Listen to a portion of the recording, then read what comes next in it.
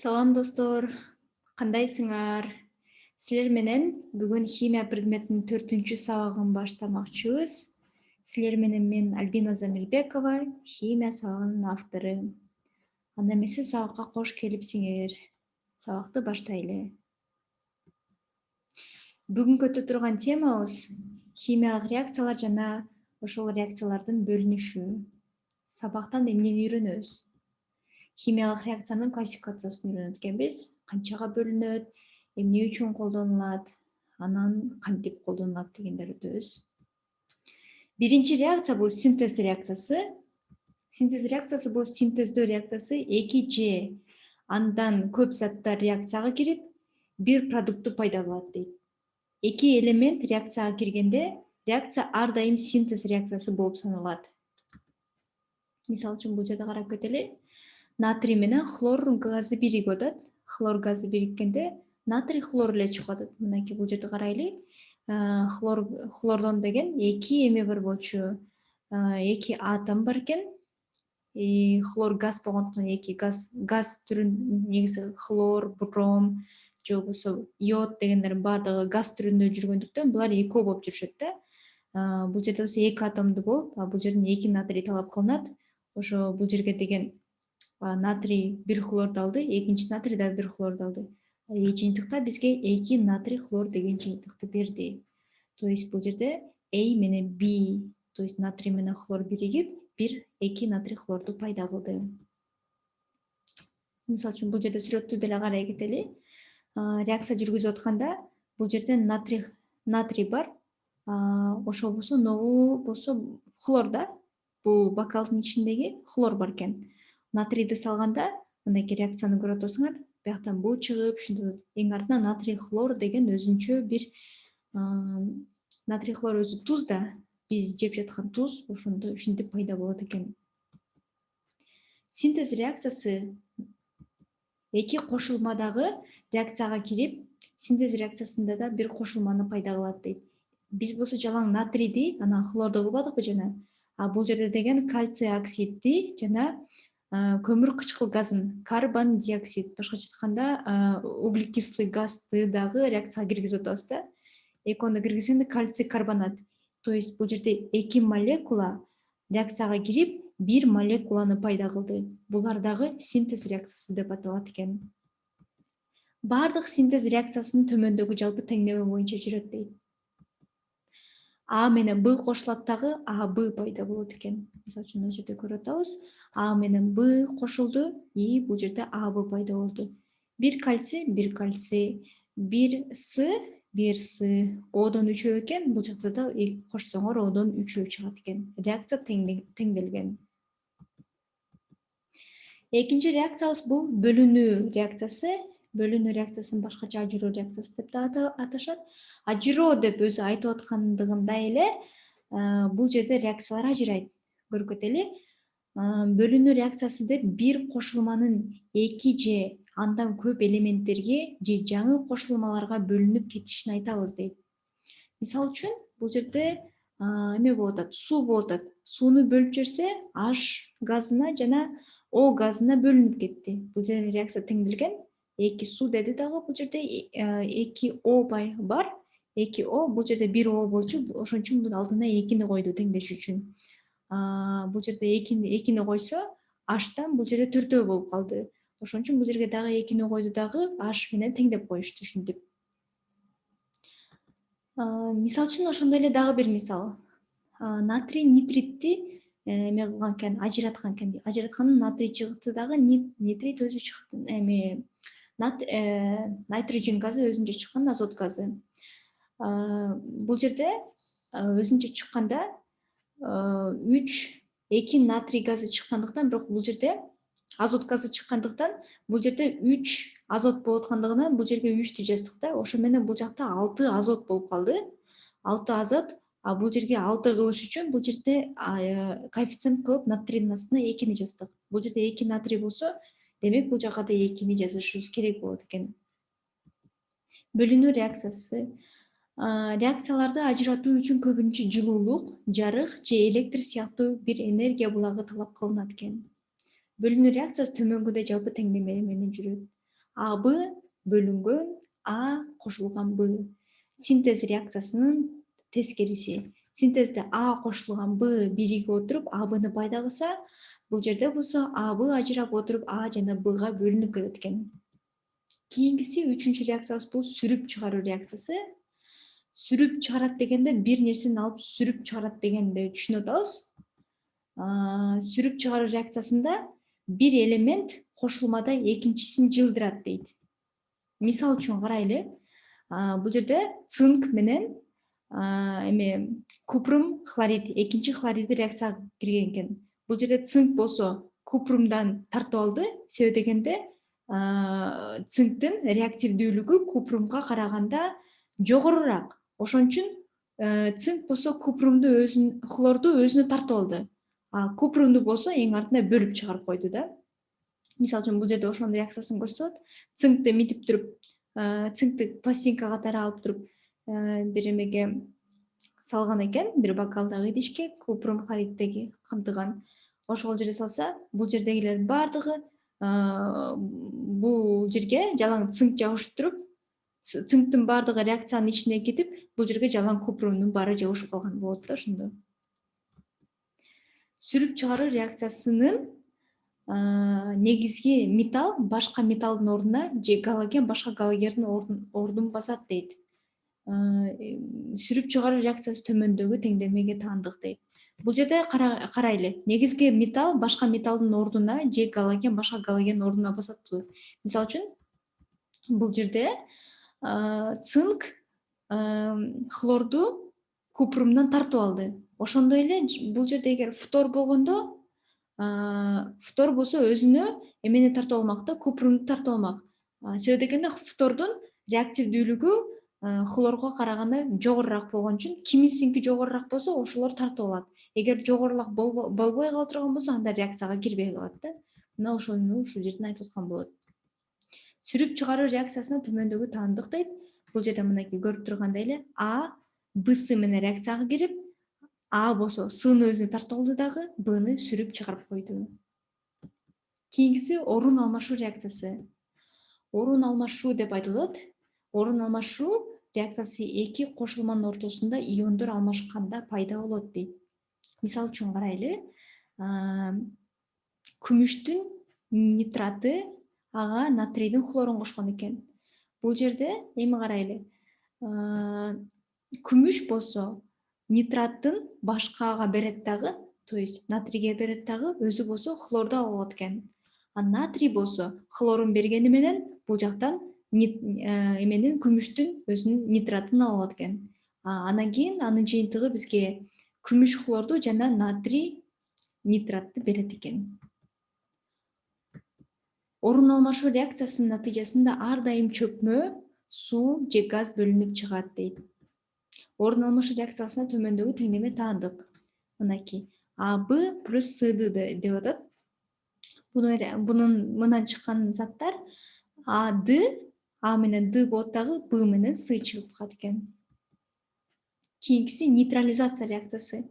Нейтрализация деп өзү айтып атат бул жерде. Нейтрализация деген neutral деген сөздөн келип чыгат. Англис тилинен караганда орто деген сөз да. Жаман да эмес, жакшы да эмес. Буну химиянын тили менен карай турган болсок, же кычкыл эмес, же ачуу эмес деген сөзгө тиешелүү болуп калат да. Эми карайлы. Бул реакция кислота менен щелочтун ортосунда жүрөт. Биз баарыбыз билгендей эле, кислота кычкыл болот, а щелоч болсо ачуу болот да. Жегич да бул негиз. Экөөнүн ортосунда жүргөн реакция экөөнү эме кылып коет экен, нейтралдаштырып коет экен да. Же кислотный эмес, же щелочный эмес чөйрөдө болуп калат экен. Буга реакция катары биз мурунку сабакта да бир сыйра кайталап кеткенбиз. Бул жерде H хлор менен натрий OH реакцияга кирип атат. Реакцияга киргенде мынакей бул жерден эменин катиону, OH-тын катиону жана H-тын хлору реакцияга кирет дагы, натрий хлорду пайда кылып, тузду пайда кылат жана ошондой эле OH менен H экөө бириге отуруп сууну чыгарып коет экен. Кийинкиси күйүү реакциясы.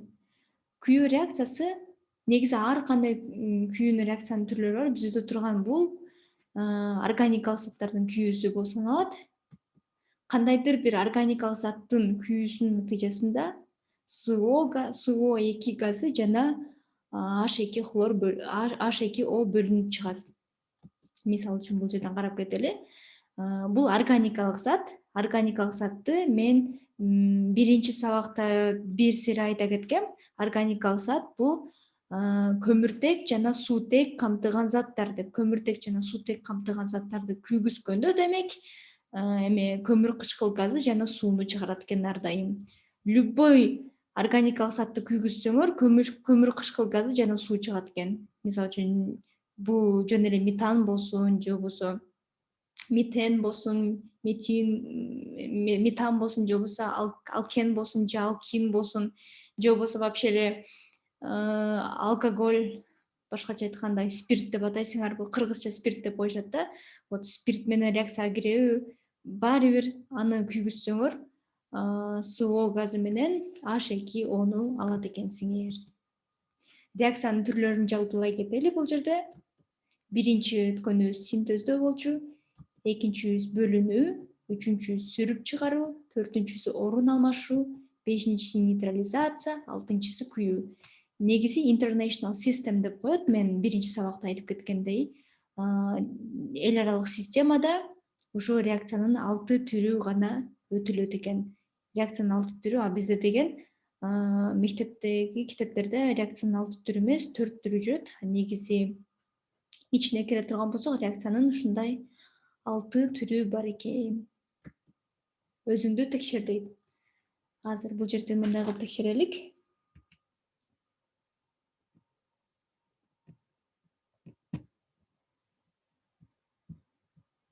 Өзүңдү текшер. Реакциянын кайсы түрлөрүнө кирет? Мынакей төмөндө жазылган реакциялар бул кайсы түргө кирет дейт. Бул жерде натрийдин оксиди турат. Натрийдин оксидине сууну кошуптур. Анан анын аягында 2 натрий OH пайда болгон экен.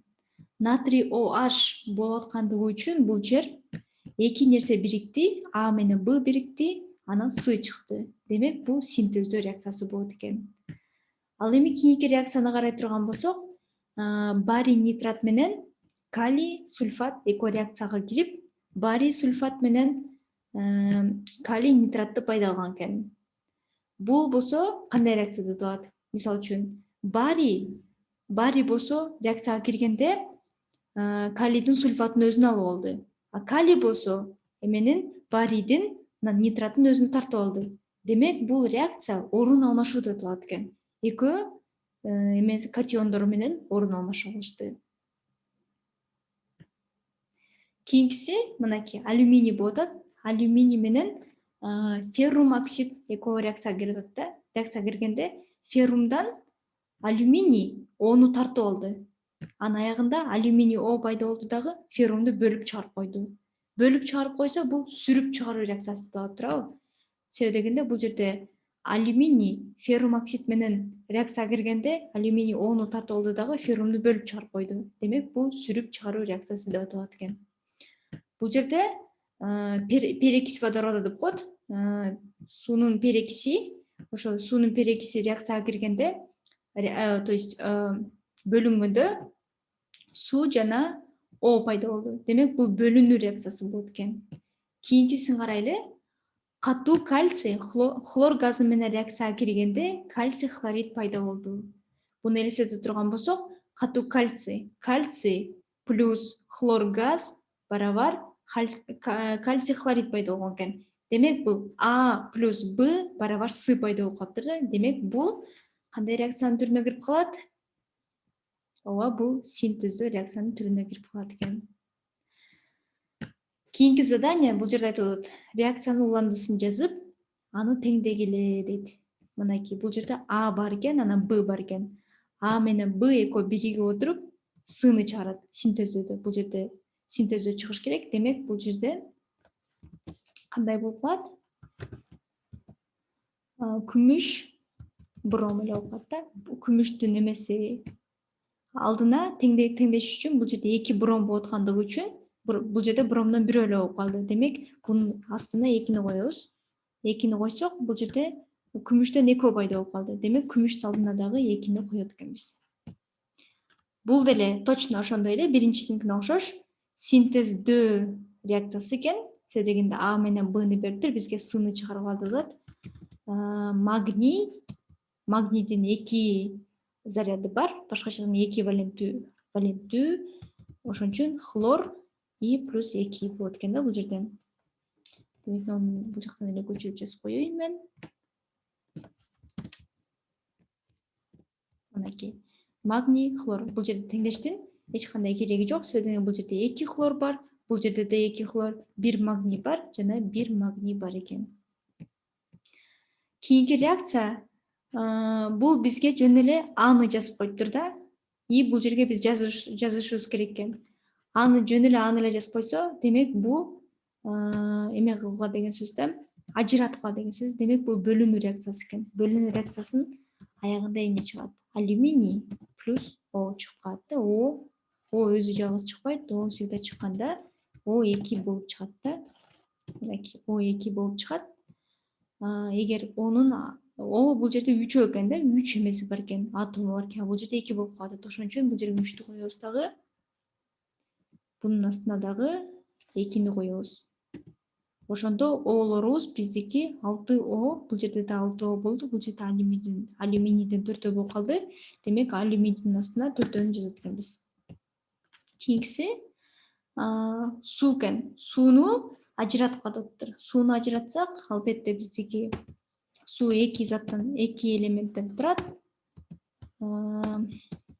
Бул суутектин газы жана О'нун газы чыгып кетет. Неге 2ни жазып атам? Себеби дегенде суутек же болбосо кычкылтек өздөрү жалгыз жүрбөйт. Булар табиятта чогуу табиятта газ түрүндө кездешкендиктен булар диатомдуу болуп жүрүшөт экен. Эми буну теңдейли. Бул жерде О'дон экөө бар. Бул жерде бирөө эле болуп атат. Демек, бул жерге дагы 2ни жазабыз. Ошондо бул жерде деген 4H болуп калды. Бул жерде 2H, ошондуктан бул жерде 2ни жазсак, бул жерде да 4H болуп калды дагы. Реакциябыз теңделди. Достор, ушинтип биз реакциялар деген сабагыбызды жыйынтыктатабыз. 4-үнчү сабагыбызды силерге туура эле түшүнүктүү болду деп ойлойм. Эгер түшүнбөй калган жериңер болсо, кайталаймын. Комментарийлерге калтыргыла, сурагыла, өнүккүлө. Мен силер менен бүгүнчө коштошом. Саламатта тургула.